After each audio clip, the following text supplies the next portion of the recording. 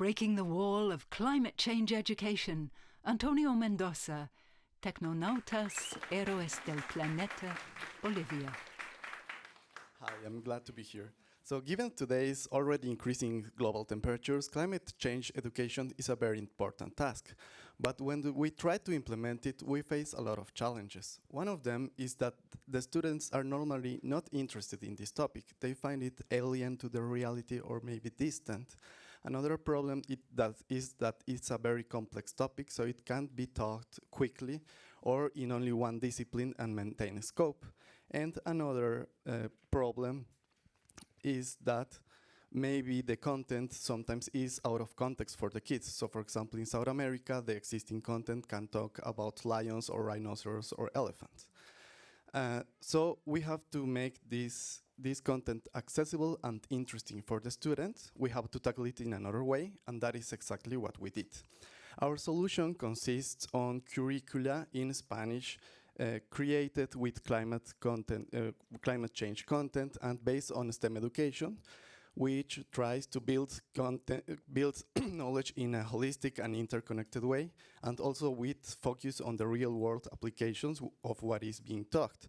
And we also based on storytelling, in which we tell the story of our main character, Maiwa, who is someone that a Bolivian kid can identify with. Please help me with the video. Hola, mi nombre es Maiwa. Estoy muy feliz de estar en Falling Walls Engage. Mucho gusto en conocerlos. So our content follows the story of Maiwa, who is on the quest of finding out what is causing all the changes mi nombre es Maiwa. in his Estoy home. muy feliz de estar en Falling Walls Engage. Mucho gusto en conocerlos. Let's go back to the slides. He tries to find out what is causing all the changes in his home, and he is guided by his friends, Earth, Wind, Fire, and Water, who together they face different environmental challenges and settings.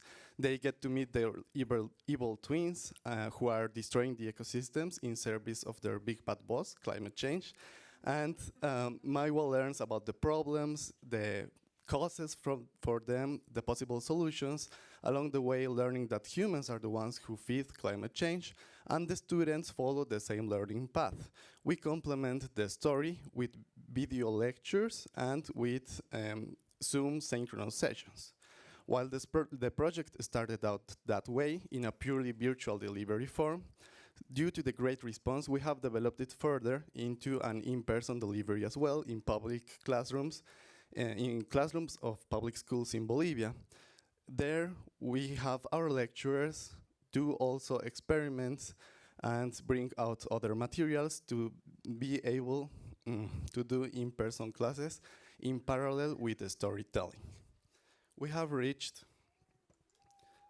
100 kids in virtual setting during the pilot, and now we are reaching more than 300 students in in-person classrooms with the content and with actionable mini projects at the end of the curricula supported by the school teachers. So we are now integrating this, our story with the topics covered by the official Bolivian curricula.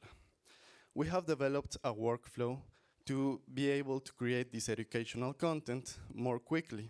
We rely on face motion capture and voice capture to be able to animate our characters. And we couple that with our video lectures and with the lesson plans for either in-person or virtual classroom settings. And we have found that to be a good bridge between the story and the real world for the students. We have also learned that it's better to target the kids or the students before they get to the last years of school, because in the first years of school in our country is the case that one teacher gives at least more than one discipline. So it's easier for us to be able to coordinate a successful implementation of our curricula in the school. And we have also, with this project, learned that even complex topics can be introduced to kids in a good way if we tune to the right frequency, and about the potential of animated characters and this kind of implementations can have. Lastly, we are planning on next year Well, we are making TikToks with the main mascot of our organization, and we are planning to do more videos with our characters with other goals in mind, like fun facts, experiment introductions, and more. So this project is growing, and we will reach even more next year. Thank you.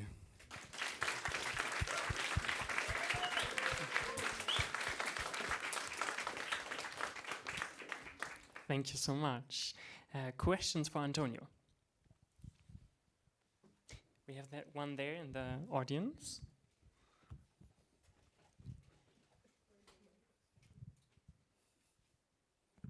Hi. What's the selection criteria? How do you select the teachers or the lecturers that go into the schools? Okay, we look for people, for professionals that are experts on certain topics. Well, first we select the topics that we are guided by the official Bolivian curricula for those grade years. We are focusing on the 4th and 5th year of school, and we search for professionals that can help us. Since maybe I can say that the story drives the content, but the experts, we tutor them so that they are able to do the videos with the chroma and everything. We make short videos so that it's like that part of the concept. And then with the synchronous activities, either in person or virtual, we make sure that there is a significant learning. And here in the front row, Monica. Gracias, Jaime Antonio. Are you somehow incorporating kids' questions into the content that you're creating?